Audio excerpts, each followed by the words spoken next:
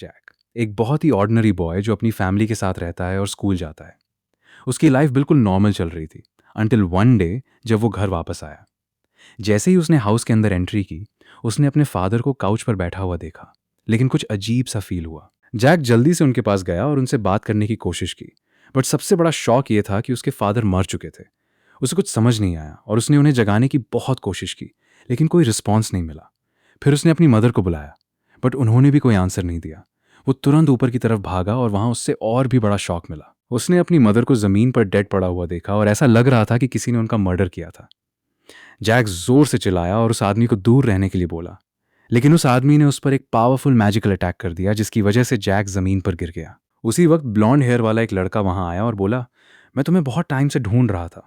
उसने अपनी magical power activate की और जैक को कंट्रोल करने की कोशिश की, लेकिन लास्ट मोमेंट पर एक और यंग मैन वहां आ गया। उसने अपनी सॉर्ड निकाली और ब्लॉन्ड बॉय पर अटैक कर दिया, जिसके बाद उसने भी अपनी सॉर्ड निकाल ली। दोनों के बीच एक फियर्स ड्यूअल शुरू हो गया, जिसमें फास्ट स्ट्राइक्स और इंटेंस फाइटिंग होने लगी। इसी बीच मेज दोबारा अपीयर हुआ और जैक पर अटैक करने ही वाला था, लेकिन अनएक्सपेक्टेडली एक और यंग मैन वहां आ गया और उसने जैक को प्रोटेक्ट कर लिया। अब क्लियर हो गया था कि मेज और ब्लॉन्ड बॉय दोनों जैक को हार्म करना चाहते थे। जब बाकी लोग उसकी प्रोटेक्शन कर रहे थे, तब उनमें से एक ने जैक का हाथ पकड़ा और अपने फ्रेंड को बुलाया। वो फ्रेंड जल्दी से आया और उसने भी जैक का हाथ पकड़ लिया, और एक ही मोमेंट में वो सब वहां से डिसअपियर हो गए। कुछ देर बाद जैक की आंख खुली और उसने खुद को एक कंप्लीटली डिफरेंट प्लेस पर पाया। वो बहुत कंफ्यूज था और उसे कुछ भी समझ नहीं आ रहा था, इसलिए वो उठकर इधर उधर चलने लगा। तब वही यंग मैन फिर उसके सामने आया। जैक उसके पास भाग कर गया और पूछा कि क्या हुआ और उसके पेरेंट्स कहाँ हैं। यंग मैन ने कहा, मेरा नाम शेल है और ये मेरी फ्रेंड एलिसन है। हमने तुम्हारे पेरेंट्स को बचाने की बहुत कोशिश की, लेकिन हम लाटे हो गए। अब हम सिर्फ तुम्हारी प्रोटेक्शन कर सकते हैं, और वैसे भी एलिसन तुम्हारी लैंग्वेज नहीं बोल सकती, सिर्फ मैं ही बोल सकता हूं। ये सुनते ही जैक रोने लगा और एक्सप्लेनेशन मांगने लगा। शेल ने कहा, हम अर्थ से नहीं बल्कि ईदो नाम के एक दूसरे प्लैनेट से हैं। वहां एक बहुत ईविल रूलर है जिसका नाम मार्को है। बहुत साल पहले उसने आयुधों पर अटैक करके उस पर कंट्रोल कर लिया, लेकिन सब लोग उसकी रूल को एक्सेप्ट नहीं करते थे, इसलिए कुछ लोगों ने रेबेलियन शुरू कर दिया। तब मार्को ने अपने बेटे काटेज को उन सब रेबल्स को ढूंढ कर खत्म करने के लिए भेज दिया। हमें लगता है कि तुम्हारे पेरेंट्स भी हमारे वर्ल्ड के हो सकते हैं और रेबेलियन के बाद अर्थ पर आ गए हों। जैक शॉक हो गया और बोला कि उसके फादर इंग्लिश हैं और उसकी मदर डैनिश हैं, वो आइडों से नहीं हो सकते। शेल ने जवाब दिया कि वो अभी कंप्लीटली श्योर नहीं है। काटैच सिर्फ 15 साल का है, लेकिन वो दुनिया के सबसे पावरफुल वॉरियर्स में से एक है। वो बहुत फास्ट, इमोशनलेस और एक्सट्रीमली डेडली है। जो आदमी उसके साथ था उसका नाम रियॉन है और वो भी उतना ही क्रूअल है। जैक अपने पेरेंट्स की डेथ से बहुत दुखी था और उसने डिसाइड किया कि वो घर वापस जाएगा।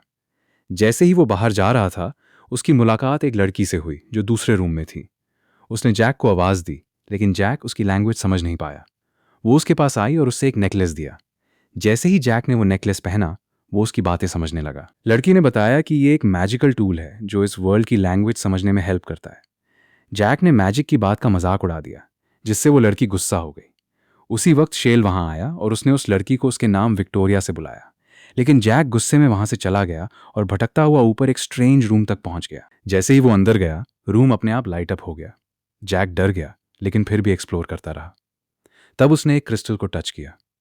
उस क्रिस्टल से बहुत बड़ी मैजिकल एनर्जी निकली और कुछ ही सेकंड्स में जैक खुद को एक अजीब दुनिया में उड़ता हुआ देखने लगा, जहां ड्रैगन्स और मिथिकल क्रीचर्स थे। अचानक एटमॉस्फेयर चेंज हो गया और हर तरफ फॉग छा गई। फिर पावरफुल फायरी अटैक्स होने लगे जिन्होंने ड्रैगन्स को मार दिया। उसके बाद फ्लाइंग सर्पेंट्स और दूसरे मॉन्स्टर्स आए और उन्होंने बाकी क्रीचर्स को भी डिस्ट्रॉय कर दिया। जैक अचानक उठ गया और उसे समझ आया कि ये एक विजन था। विक्टोरिया ने बताया कि क्रिस्टल ने उससे वो इंसिडेंट दिखाया जो 3 साल पहले हुआ था, जब मार्को ने मून्स के एक रेयर अलाइनमेंट का यूज करके ड्रैगन्स और यूनिकॉर्न्स पर मैजिकल अटैक किया था ताकि उनकी पावर्स चुरा सके। उसके बाद उसने पूरे प्लैनेट आइडों पर मॉन्स्टर्स फैला दिए। विक्टोरिया ने एक्सप्लेन किया कि सिर्फ 2 वर्ल्ड्स हैं, अर्थ और आइडों। आइडों के लोग मैजिक यूज करते हैं और मार्को अपने बेटे कटच को हर रेबल को खत्म करने के लिए भेजता रहता है। जैक ने पूछा कि अगर ये सब सच है तो उन पर अब तक अटैक क्यों नहीं हुआ। विक्टोरिया ने बताया कि वो लोग डायमेंशनल फॉरेस्ट में हैं, जो दोनों वर्ल्ड्स के बीच एक स्पेशल प्लेस है। ये मैजिकल बैरियर से प्रोटेक्टेड है, इसलिए मार्को और कटच यहाँ एंटर नहीं कर सकते। जैक ने ये सब मानने से मना कर दिया और विंडो से जंप करके वापस जाने की कोशिश की, लेकिन वो बुरी तरह इंजर्ड हो गया। फिर भी वो चलता रहा जब तक वो एक मैजिकल बैरियर तक नहीं पहुंच गया। उसने उस बैरियर को क्रॉस करने की बहुत कोशिश की, लेकिन हर बार फेल हो गया। आखिर में वो वही बैठकर रोने लगा क्योंकि वो रियलिटी को एक्सेप्ट नहीं कर पा रहा था। विक्टोरिया उसके पास आई और उससे कंफर्ट किया। जैक सोचने लगा कि क्या उसके पेरेंट्स सिर्फ इसलिए मर गए क्योंकि कर्टज को उन पर शक था, जबकि हो सकता है वो नॉर्मल ह्यूमंस ही हों। तब विक्टोरिया को याद आया कि कर्टज सिर्फ तब अर्थ पर आता है जब उसे मैजिकल एनर्जी फील होती है। उसी मोमेंट जैक को रियलाइज हुआ कि शायद इस सब का रीजन वो खुद है, क्योंकि बचपन से ही उससे अजीब ड्रीम्स आते थे और कभी कभी उसके रूम में बिना वजह फायर अपीयर हो जाती थी। विक्टोरिया ने अपनी मैजिक डेमोन्स्ट्रेट की और जैक की इंजरी को हील कर दिया, जिसे देखकर वो कंप्लीटली अमेज्ड हो गया। विक्टोरिया ने बताया कि वो ओरिजिनली अर्थ 2 से है, लेकिन पहले कर्टाच ने उस पर अटैक किया था। तब शेल ने उसकी जान बचाई और उसे मैजिक की ट्रेनिंग दी। कुछ देर बाद एलिसन आया और जैक से अपॉलॉजी मांगी। उसने एक्सप्लेन किया कि वो रेजिस्टेंस का लीडर है। उसने जैक को एक लेजेंडरी सोर्ड दी और उसे ट्रेन करने का ऑफर दिया। लेकिन जैक ने कहा कि वो सिर्फ अपनी डिफेंस के लिए ट्रेन नहीं करना चाहता। उसका गोल सिर्फ एक है, कर्टज को हराना। दूसरी तरफ रायन ने कर्टज को बताया कि उन्होंने जैक के पेरेंट्स को मार दिया है। ये सुनते ही कर्टज बहुत गुस्से में आ गया क्योंकि वो जैक को जिंदा चाहता था। उसने रायन को वार्निंग दी कि दोबारा कभी भी उसकी परमिशन के बिना कोई डिसीजन ना ले। अगले दिन विक्टोरिया अर्थ पर वापस आ गई, जहां वो अपनी ग्रैंड मदर के साथ रहती थी क्योंकि उसके पेरेंट्स मर चुके थे। वो स्टेशन पर बैठकर एक बुक पढ़ रही थी। जब ट्रेन आई तो वो उसमें चढ़ने के लिए आगे बढ़ी। वहां मौजूद सभी लोग भी ट्रेन की तरफ बढ़ रहे थे। उन्हीं में एक ब्लॉन्ड यंग मैन भी था जो ध्यान ना देने की वजह से अपना फोन गिरा बैठा। प्रॉब्लम सिर्फ फोन गिरना नहीं था। अचानक वो विक्टोरिया से टकरा गया और विक्टोरिया सीधा रेलवे ट्रैक पर गिर गई। ये बहुत टेरिफाइंग मोमेंट था। ट्रेन तेज स्पीड से उसकी तरफ आ रही थी और कुछ ही सेकंड्स में उससे टकरा जाती। किसी को समझ नहीं आया कि क्या हुआ और सब लोग चिल्लाने लगे। लेकिन बिल्कुल लास्ट मोमेंट पर ट्रेन के टच करने से पहले विक्टोरिया के अराउंड एक मैजिकल बैरियर एक्टिवेट हो गया, जिसने ट्रेन को रोक दिया। ट्रेन बैरियर से टकरा गई, लेकिन विक्टोरिया को एक भी स्क्रैच नहीं आया। लोग तुरंत उसकी हेल्प के लिए दौड़े और वो यंग मैन भी उससे अपोलोजाइज करने लगा। लेकिन विक्टोरिया बिना कुछ कहे जल्दी से वहां से निकल गई, दूसरी ट्रेन में चढ़ गई और वहां से चली गई। ऐसा लग रहा था कि उसे डर था कहीं करताज उसकी मैजिक को सेंस ना कर लें। और उसका इंस्टिंक्ट बिल्कुल सही था, क्योंकि करताज ऑलरेडी उसका पीछा कर रहा था। विक्टोरिया ट्रेन के अंदर फुल स्पीड से भागने लगी, जबकि कर्टज बिल्कुल कामली उसके पीछे चल रहा था, जैसे वो उसके फियर का मजा ले रहा हो। आखिर में विक्टोरिया ट्रेन के लास्ट कैरेज तक पहुंच गई और उसके पास भागने की कोई जगह नहीं बची। लेकिन लकी मोमेंट पर ट्रेन रुक गई और दूर ओपन हो गया। विक्टोरिया तुरंत बाहर निकली और सामने खड़ी दूसरी ट्रेन में चढ़ गई। लेकिन उसकी शॉक की कोई लिमिट नहीं रही जब उसने देखा कि कर्टज वहां भी उस तक पहुंच चुका था। अब विक्टोरिया हर पॉसिबल वे से उससे बचने की कोशिश करने लगी। तभी ट्रेन का दूर ओपन हुआ और कर्टज एक मोमेंट के लिए उसे देख नहीं पाया। विक्टोरिया ने इसी चांस का फायदा उठाया, जल्दी से बाहर निकल गई और दूर उसके पीछे बंद हो गया। कर्टाज ट्रेन के अंदर ही रह गया और उसे पकड़ नहीं सका। उसके बाद विक्टोरिया बहुत डारी हुई अपनी ग्रैंडमदर के घर वापस पहुंची। उसकी ग्रैंडमदर ने पूछा, क्या हुआ मेरी बेटी, तुम इतनी परेशान क्यों हो? ऑफ कोर्स विक्टोरिया ने उन्हें कर्टाज के बारे में कुछ नहीं बताया। उसने सिर्फ इतना कहा कि स्टेशन पर एक आदमी उसका पीछा कर रहा था और उसे नहीं पता कि वो क्या चाहता था। उसकी ग्रैंडमदर ने उसे तसल्ली देते हुए कहा, चिंता मत करो, अब तुम घर पर हो और यहां तुम्हें कोई नुकसान नहीं पहुंचा सकता। इसी बीच जैक हर रोज एलिसन के साथ ट्रेनिंग करता रहा और देखते ही देखते 4 महीने गुजार गए। इन 4 महीनों में जैक काफी इंप्रूव हो गया। अब वो कुछ हद तक अटैक्स को रेजिस्ट कर सकता था, लेकिन फिर भी एलिसन को हराना उसके लिए इम्पॉसिबल था। एक ड्यूल के दौरान एलिसन ने उसे आसानी से हरा दिया। जैक ने फ्रस्ट्रेट होकर पूछा, मैं अभी तक तुम्हें क्यों नहीं हरा पा रहा? एलिसन ने जवाब दिया, मैं सालों से ट्रेनिंग कर रहा हूं, जबकि तुम अभी अपनी जर्नी की शुरुआत में हो। उसी वक्त जैक के माइंड में एक ख्याल आया। उसने सोचा कि काश वो स्टोरेज रूम में रखी लेजेंडरी सॉर्ड्स में से एक को होल्ड कर सके। लेकिन एलिसन ने सीधा मना कर दिया और कहा, अभी तुम उसके लिए रेडी नहीं हो। जैक ने कहा, एटलीस्ट मुझे उन सॉर्ड्स को देखने तो दो। और काफी इंसिस्ट करने के बाद एलिसन मान गया। उसने बटन प्रेस किया और सारी लेजेंडरी सॉर्ड्स सामने अपीयर हो गई। फिर उसने जैक को बताया कि उनमें से एक उसकी फेवरेट सॉर्ड है और वो बहुत स्पेशल है। लेकिन जैक की नज़र किसी और सॉर्ड पर टिक गई थी। हाँ, वही लेजेंडरी गोल्डन सॉर्ड। वो धीरे धीरे उसके पास गया। एलिसन ने बताया कि इस सॉर्ड का नाम ड्रैगन सॉर्ड है, क्योंकि इसे ड्रैगन की फायर में फॉर्ज किया गया था। ये कभी हिस्ट्री के सबसे पावरफुल वॉरियर्स में से एक के पास हुआ करती थी। लेजेंड के अकॉर्डिंग एक दिन ये सॉर्ड उस इंसान के हाथ में जाएगी जो कर्टज का सामना करेगा, और उस दिन से दोनों एक दूसरे के स्वॉर्न एनिमीज बन जाएंगे। जब वो बात कर रहे थे, जैक ने उस सॉर्ड को टच करने की कोशिश की। एलिसन जोर से चिल्लाया, रुको, क्या कर रहे हो? अगर तुमने इसे टच किया तो तुम जल जाओगे। जैक बोला, तुम मजाक कर रहे हो। लेकिन एलिसन ने सीरियस होकर जवाब दिया, नहीं, मैं बिल्कुल मजाक नहीं कर रहा, यह सच है। इसी बीच शेल वहां आ गया और उसने एलिसन से प्राइवेट में बात करने को कहा। जैक बाहर चला गया लेकिन चुपके से उनकी बातें सुनने लगा। शेल ने कहा, विक्टोरिया वापस आई है। उसने बताया कि कर्तच ने उस पर अटैक किया। एलिसन ने जवाब दिया, तो फिर उसे यहीं रहना होगा। शेल ने कहा, जैक यहां इसलिए रहता है क्योंकि उसका कोई फैमिली नहीं बचा, लेकिन विक्टोरिया की ग्रैंडमदर अभी भी अर्थ पर है। हम उसे हमेशा के लिए यहां रहने पर फोर्स नहीं कर सकते। ये सब सुनकर जैक उदास हो गया और चुपचाप वहां से चला गया। नीचे जाकर उसकी मुलाकात विक्टोरिया से हुई। जैक ने उससे कहा कि उसने सब कुछ सुन लिया और वो सिर्फ उसका हाल पूछना चाहता था। विक्टोरिया ने कहा कि वो ठीक है, बस थोड़ी सी डर गई थी क्योंकि ये पहली बार नहीं था जब कर्टच ने उसका पीछा किया हो। उसने बताया कि लगभग 2 साल पहले भी ऐसा ही हुआ था। तब उसने फॉरेस्ट में एक इंजर्ड वुमन को हील किया था। जैसे ही उसने मैजिक यूज की, कर्टच ने उसकी मैजिकल एनर्जी सेंस कर ली और बहुत जल्दी उस तक पहुंच गया। उसने काफी देर तक उसका पीछा किया, लेकिन लास्ट मोमेंट पर शेल आ गया और उसकी जान बचा ली। विक्टोरिया ने आगे कहा कि वो कंफ्यूज है कि उसे हमेशा के लिए यहीं रहना चाहिए या फिर अर्थ और इस प्लेस के बीच आना जाना कंटिन्यू रखना चाहिए ताकि वो अपनी ग्रैंडमदर से मिल सके। जैक ने उससे कहा, तुम जो भी डिसीजन लोगी, हम हमेशा तुम्हारे साथ खड़े रहेंगे और बहुत जल्दी मैं इतना स्ट्रांग बन जाऊंगा कि तुम्हारे साथ फाइट कर सकूं और तुम्हारी प्रोटेक्शन कर सकूं। जैक की बात सुनकर विक्टोरिया को बहुत खुशी हुई। उसे उसकी बातों से कॉन्फिडेंस मिला और उसने उसका थैंक्स किया। उसी वक्त शेल वहां आया और बताया कि कर्टच अपीयर हो गया है और उन्हें तुरंत निकालना होगा। एलिसन ने अपनी स्वॉर्ड उठाई। जैक भी उनके साथ जाना चाहता था और उसने रिक्वेस्ट की, लेकिन एलिसन ने माना कर दिया और कहा कि वो अभी रेडी नहीं है। इसलिए सिर्फ शेल और एलिसन ही कर्टाज से फाइट करने गए। उन्होंने क्रिस्टल का यूज करके कर्टाज की लोकेशन ढूंढी, फिर टेलीपोर्टेशन एक्टिवेट की और उस जगह पहुंच गए। वहां कर्टच आयदों के 2 लोगों पर अटैक करने आया था जो बचकर ह्यूमन वर्ल्ड में रह रहे थे। सबसे पहले रायन ने अटैक किया और उस लड़की को टारगेट बनाया। लड़की ने रेजिस्ट करने की कोशिश की, लेकिन रायन ने अपनी मैजिक से उसे रिस्ट्रेन कर दिया। उसी वक्त उसका ट्रू फॉर्म सामने आ गया और पता चला कि वो आयदों की एक रेस से बिलोंग करती है। दूसरा आदमी भागने की कोशिश कर रहा था, लेकिन कर्टच उसके पीछे इंस्टेंटली अपीयर हो गया और एक अजीब मैजिकल स्ट्राइक से उसे वही मार दिया। तभी शेल और एलिसन वहां पहुंच गए। रायन ने उस लड़की को खत्म कर दिया और तुरंत शेल पर एक मैजिकल अटैक लॉन्च किया। शेल ने उस अटैक को ब्लॉक कर दिया, जबकि एलिसन अपनी सॉर्ड के साथ कर्टच से लड़ने लगा। और देखते ही देखते सबके बीच एक इंटेंस बैटल शुरू हो गई। अचानक रायन ने एक और मैजिकल अटैक लॉन्च किया। शेल ने उसे डॉज कर लिया, लेकिन रायन ने लास्ट मोमेंट पर उस अटैक की डायरेक्शन चेंज कर दी और वो सीधा शेल को लग गया, जिससे वो सीरियसली इंजर्ड हो गया।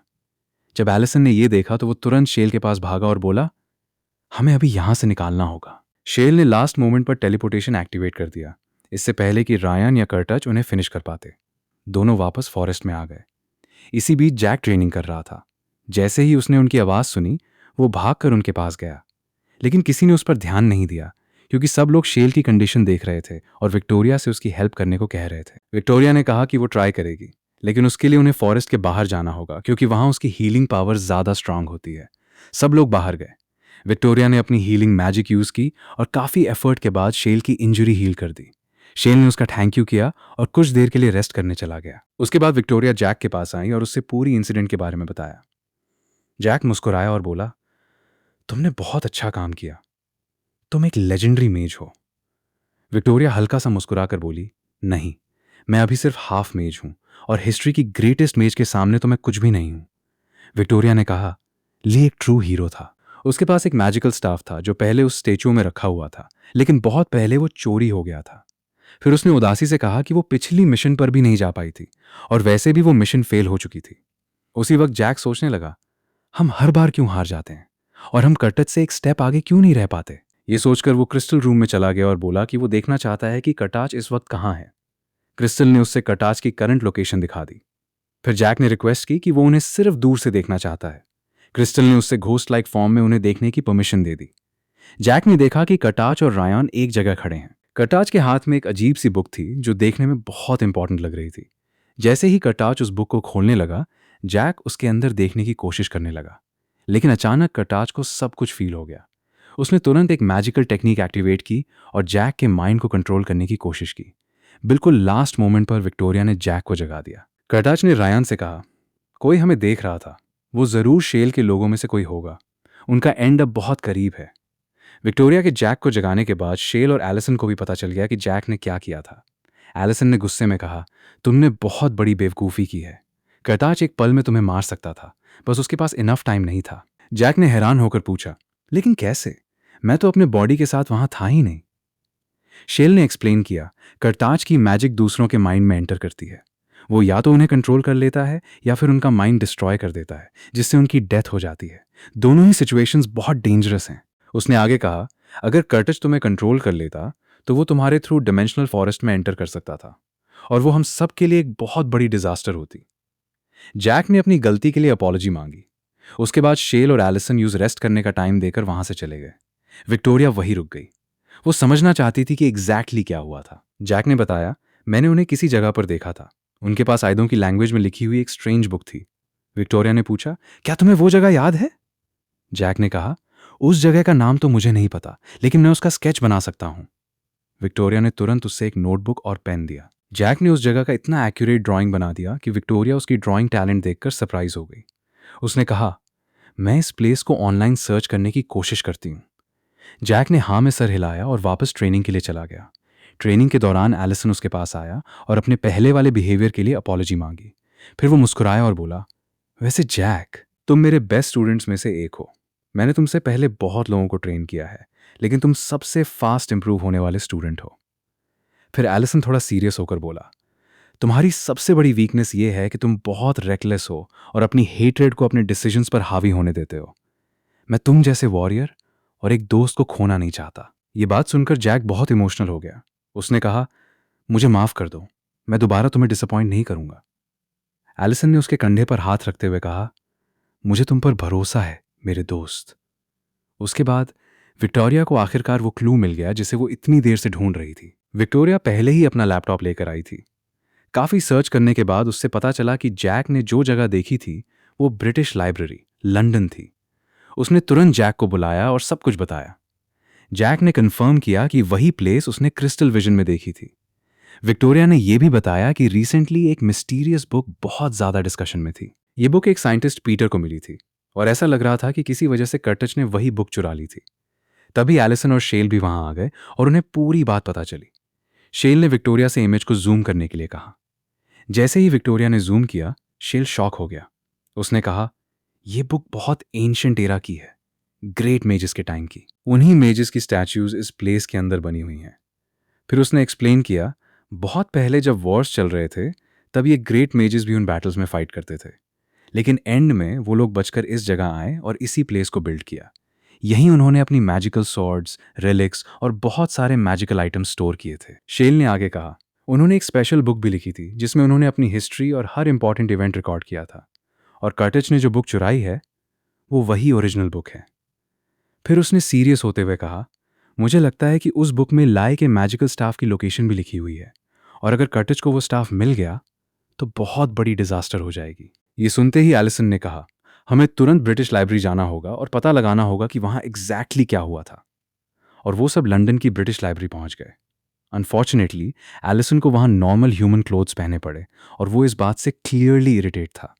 बाकी सब लोग उसका एक्सप्रेशन देखकर हंसने लगे। लाइब्रेरी पहुंचने के बाद सब अलग अलग टीम्स में डिवाइड हो गए और हर पेयर ने अलग सेक्शन में सर्च करना शुरू कर दिया। इसी वक्त साइंटिस्ट पीटर को एक फ़ोन कॉल आई। कॉल पर किसी ने बताया कि ओरिजिनल बुक के साथ साथ उसकी सारी डिजिटल कॉपीज भी डिसअपियर हो गई हैं। पीटर ने कामली जवाब दिया, डोंट वरी, मेरे पास एक प्राइवेट कॉपी है। ये कहकर उसने कॉल कट कर दी। और वो प्राइवेट कॉपी मेरे दोस्त एक कैट शेप्ड फ्लैश ड्राइव में स्टोर थी। लेकिन उसी मोमेंट कर्टज वहां आ गया। उसने सिर्फ कुछ ही सेकंड्स में पीटर को मार दिया। सच में कर्टज कितना डिस्ट्रक्टिव था। जो भी उसके रास्ते में आता वो बिना किसी हेजिटेशन के उससे खत्म कर देता। उसने पूरे घर की तलाशी ली, लेकिन उसे बुक की कोई कॉपी नहीं मिली। और सबसे इंटरेस्टिंग बात यह थी कि उसे बिल्कुल भी रियलाइज नहीं हुआ कि वो बिल्ली के शेप वाली चीज एक्चुअली एक स्टोरेज फ्लैश ड्राइव थी। दूसरी तरफ हमारे हीरोज ने लाइब्रेरी में हर जगह सर्च किया। उन्हें पता चला कि ओरिजिनल बुक चोरी हो चुकी है और उसकी सारी डिजिटल कॉपीज भी परमानेंटली डिलीट कर दी गई हैं। अब उनके पास सिर्फ एक ही लास्ट ऑप्शन बचा था, पीटर के घर जाना। उन्होंने ऑनलाइन पीटर का एड्रेस सर्च किया और सीधा उसके घर पहुंच गए। वहां शेल कंप्यूटर के फाइल्स चेक करने लगा, जबकि जैक पूरे घर में सर्च कर रहा था क्योंकि उसे फील हो रहा था कि बुक किसी स्टोरेज डिवाइस में हो सकती है। और इस बार उसका इंस्टिंक्ट बिल्कुल सही निकला। उसे वही कैट शेप्ड फ्लैश ड्राइव मिल गई। जैसे ही उन्होंने उस फ्लैश ड्राइव को कंप्यूटर से कनेक्ट किया, उसके अंदर उन्हें उस एंशिएंट बुक की एक कंप्लीट कॉपी मिल गई। उन्होंने तुरंत फ्लैश ड्राइव ली और वहां से निकल गए। उसके बाद वो डिमेंशनल फॉरेस्ट वापस आ गए और उस बुक की एक प्रिंटेड कॉपी भी निकाल ली। फिर शेल और विक्टोरिया साथ बैठकर उस बुक की लैंग्वेज डिकोड करने लगे, क्योंकि वो आयदों के एंशियंट लोगों की लैंग्वेज में लिखी हुई थी। इसी बीच जैक हमेशा की तरह एलिसन के साथ ट्रेनिंग करने चला गया। कुछ देर बाद विक्टोरिया एक और एंशियंट बुक पढ़ रही थी, जहां उससे ग्रेट मेज लाई की पावर्स का सीक्रेट पता चला। जैसे हम जानते हैं, लाई की पावर उसके मैजिकल स्टाफ से आती थी, लेकिन असली सवाल यह था कि उस स्टाफ को अपनी पावर कहां से मिली थी और लाई को वो स्टाफ कैसे मिला था। इसी का जवाब विक्टोरिया को मिला। उसने पढ़ा कि एंशियंट वॉर्स के दौरान एक लेजेंडरी यूनिकॉर्न था, जो उस जमाने का एक मिथिकल क्रीचर था। उस यूनिकॉर्न ने खुद लाई को चूज किया था। उसने अपनी मैजिकल पावर लाई को दी और उसके लिए एक मैजिकल स्टाफ क्रिएट किया, जिसकी मदद से लाई ने अपनी सारी बैटल्स जीती। बाद में वो यूनिकॉर्न मार गया और उसके बाद से वो मैजिकल स्टाफ हमेशा के लिए गायब हो गया। तब से लेकर आज तक किसी को उसकी लोकेशन नहीं पता थी। उसी वक्त शेल ने एक्साइटमेंट के साथ कहा, मुझे वो पार्ट मिल गया है जहां स्टाफ की लोकेशन लिखी हुई है। लेकिन एक प्रॉब्लम थी। उसने कहा, यहां लिखा है कि हमने डेजर्ट ट्राइब से स्टाफ को हाइड करने के लिए कहा था, लेकिन उसके बाद जो वर्ड्स लिखे हैं वो बहुत अजीब और मीनिंगलेस लग रहे हैं। विक्टोरिया ने पूछा, कहाँ हाइड किया था? शेल ने उन स्ट्रेंज वर्ड्स को पढ़ने की कोशिश की। जैसे ही उसने उन्हें प्रोनाउंस किया, अचानक एक मैजिकल स्पेल एक्टिवेट हो गया।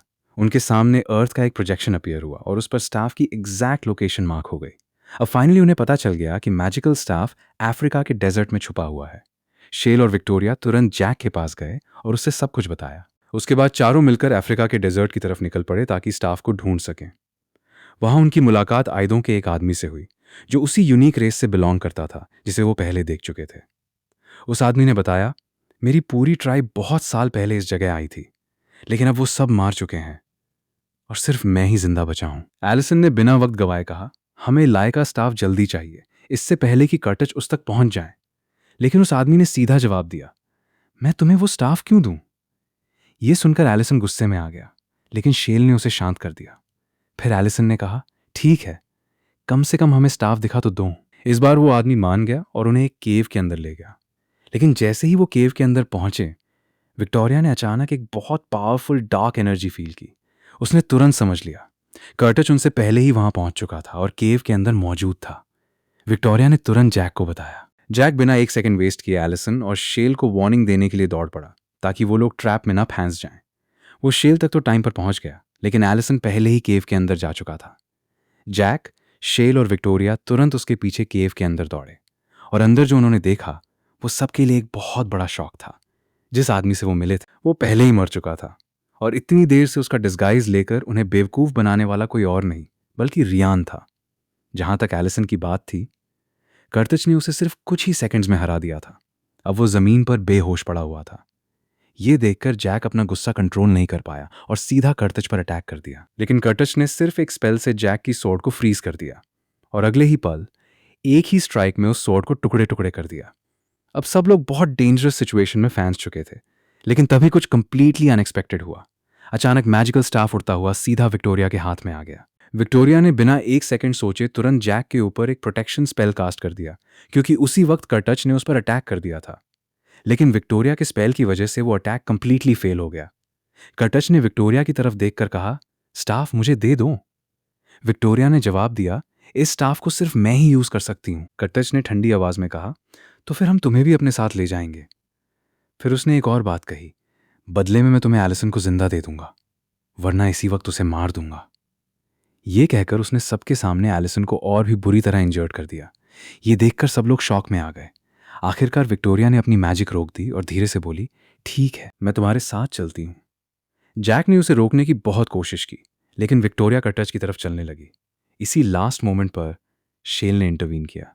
उसने तुरंत टेलीपोर्टेशन स्पेल एक्टिवेट की और जैक और विक्टोरिया को लेकर वहां से एस्केप कर गया। दूसरी तरफ रायन बहुत गुस्से में था, लेकिन कर्टच बिल्कुल काम खड़ा था। रायन ने पूछा, आप इतने शांत क्यों हैं? कर्टच मुस्कुराया और बोला, चिंता मत करो, जल्दी या देर से वो खुद हमारे पास आ जाएंगे, क्योंकि एलिसन अब हमारे पास है। अब वापस चलते हैं हमारे हीरोज की तरफ, जो सेफली डायमेंशनल फॉरेस्ट लौट आए थे। ऑफ कोर्स जैक बहुत अपसेट था क्योंकि वो एलिसन को पीछे छोड़ आए थे। शेल ने उसे समझाया, हमारे पास और कोई ऑप्शन नहीं था। अगर विक्टोरिया सरेंडर कर देती तो कर्टच हम दोनों से भी लड़ता और हमें भी कैप्चर कर लेता, इसलिए एस्केप करना ही बेस्ट चॉइस थी। उसने आगे कहा, और अगर एलिसन होश में होता तो वो भी हमें सिर्फ भागने के लिए ही कहता। बात करते करते शेल को अचानक एक बहुत इंपॉर्टेंट बात याद आई जो उसे जैक को बतानी थी। वो बैठ गया और उसने एक्सप्लेन करना शुरू किया। उसने कहा, जिस दिन मार्को ने आयुधों पर कब्जा किया था, उस दिन एक एंशिएंट प्रोफेसी भी सामने आई थी। उस प्रोफेसी में लिखा था कि आखिरी यूनिकॉर्न और आखिरी ड्रैगन ही वो दो बीइंग्स होंगे जो एक दिन मार्को को हराएंगे। इसी प्रोफेसी की वजह से मार्को ने दुनिया के सारे ड्रैगन्स और यूनिकॉर्न्स को ढूंढ ढूंढ कर खत्म कर दिया। शेल ने अपनी बात कंटिन्यू करते हुए कहा कि उस दिन जब मार्को ने आयुधों पर अटैक किया था, वो फॉरेस्ट में था। वहां उसने देखा कि लगभग सारे यूनिकॉर्न्स मार चुके थे। सिर्फ एक ही यूनिकॉर्न जिंदा बची थी, एक छोटी सी फीमेल यूनिकॉर्न जो अभी अभी पैदा हुई थी। शेल ने तुरंत उसे उठाया और एक सेफ टावर में छुपा दिया। दूसरी तरफ एलिसन को भी एक मिरेकल मिला। उसे लास्ट ड्रैगन अभी भी जिंदा मिल गया। उसने भी उसे बचाया और अपने साथ ले आया। उसके बाद सारे मेजेस इकट्ठा हुए और उन्होंने डिसाइड किया कि ड्रैगन और यूनिकॉर्न दोनों को किसी ऐसी जगह भेजना होगा जहां ना मार्को और ना ही कर्टच कभी उन्हें ढूंढ सकें। और उन्हें उसके लिए सबसे सेफ प्लेस मिली, अर्थ।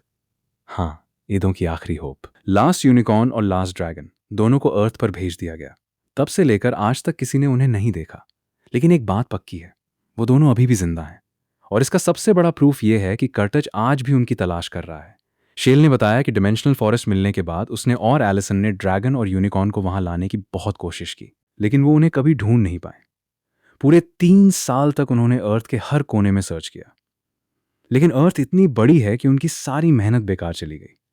फिर शेल ने कहा, क्योंकि एंशिएंट स्टाफ को ओरिजिनली एक यूनिकॉर्न ने क्रिएट किया था, इसलिए बहुत चांसेस हैं कि हम उस स्टाफ की हेल्प से लास्ट यूनिकॉर्न को ढूंढ सकते हैं। उसने सीरियस होते हुए कहा, इसी वजह से कर्तज को यह स्टाफ कभी नहीं मिलना चाहिए। अगर उसके हाथ स्टाफ लग गया तो मार्को को हराना इम्पॉसिबल हो जाएगा और प्रोफेसी कभी पूरी नहीं होगी।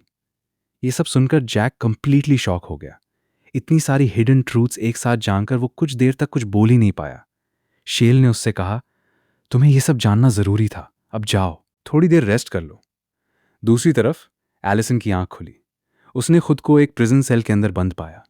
रायन उसके सामने खड़ा था। वो हंसकर बोला, जगह पसंद आई बेवकूफ? मैं सोच रहा हूं तुम पर कुछ एक्सपेरिमेंट्स करूं और थोड़ी टॉर्चर भी। तभी कर्तच वहां आ गया। उसने रायन को गुस्से से देखते हुए कहा, बेवकूफ, क्या तुम मेरे सबसे वैल्यूबल प्रिजनर पर एक्सपेरिमेंट करना चाहते हो? फिर उसने वार्निंग दी, ध्यान से सुनो, अगर तुम्हारी वजह से यह मर गया तो मैं तुम्हारी सोल निकालकर तुम्हें खुद मार दूंगा। एक सेकंड रुककर वो बोला, लेकिन अगर ये जिंदा रहा तो जो करना है करो, बस इसे मरने मत देना। बेचारा एलिसन ये सब अपने कानों से सुन रहा था। उसके दिल में सिर्फ फियर और एंजाइटी थी। कुछ घंटों बाद हम वापस हमारे हीरोज के पास आते हैं। सब लोग क्रिस्टल के सामने खड़े थे। क्रिस्टल की हेल्प से उन्होंने फाइनली पता लगा लिया था कि एलिसन को कहाँ रखा गया है। उसे एक बड़े कासल के अंदर कैद किया गया था और उस कासल के चारों तरफ हाफ ह्यूमन क्रीचर्स गार्ड कर रहे थे, इसलिए अंदर घुसना लगभग इम्पॉसिबल था। तब जैक ने कहा, मैं खुद एलिसन को बचाऊंगा, विक्टोरिया और शेल गार्ड्स को डिस्ट्रैक्ट करेंगे, इस तरह प्लान काम कर जाएगा। लेकिन शेल ने सीधा माना कर दिया। उसने पूछा, बिना किसी वेपन के तुम यूज कैसे बचाओगे? जैक ने कॉन्फिडेंटली जवाब दिया, तो फिर अब वक्त आ गया है कि मैं अपना वेपन ले लूं। उसके बाद जैक और शेल स्टोरेज रूम की तरफ गए ताकि जैक अपना वेपन चूज कर सके। और यहीं सबसे बड़ा शॉक मिला। जैक ने सीधा ड्रैगन सॉर्ड की तरफ देखना शुरू कर दिया। जैसे ही वो उसके पास गया, शेल ने तुरंत कहा, नहीं, पीछे रहो, अगर तुमने इसे टच किया तो तुम जल जाओगे। लेकिन जैक की क्यूरियोसिटी उससे रोक नहीं पाई। वो आगे बढ़ा और उसने ड्रैगन सॉर्ड को पकड़ लिया। सब लोग शॉक में रह गए, क्योंकि जैक को कुछ भी नहीं हुआ। ना वो जला, ना ही सॉर्ड ने उसे रिजेक्ट किया। उल्टा ड्रैगन सॉर्ड उसके हाथ में चमकने लगी, जैसे उसने अपने असली विल्डर को पहचान लिया हो।